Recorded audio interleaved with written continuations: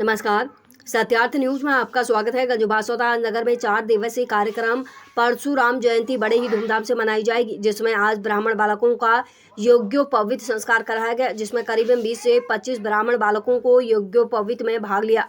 ब्राह्मण समाज द्वारा किया गया आयोजन ब्राह्मणों को दीक्षा यज्ञोपवीत आचार्य मोनालाल शास्त्री, राष्ट्रीय कथावाचक देवेंद्र भार्गव द्वारा ब्राह्मण बालकों को दीक्षा यज्ञोपवीत संस्कार कराया गया।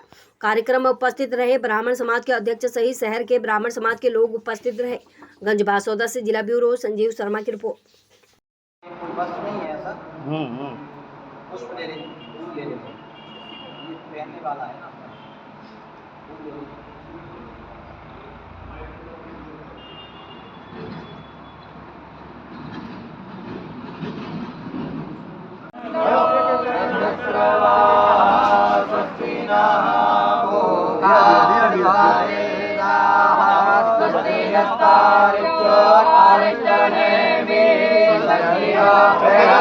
चलते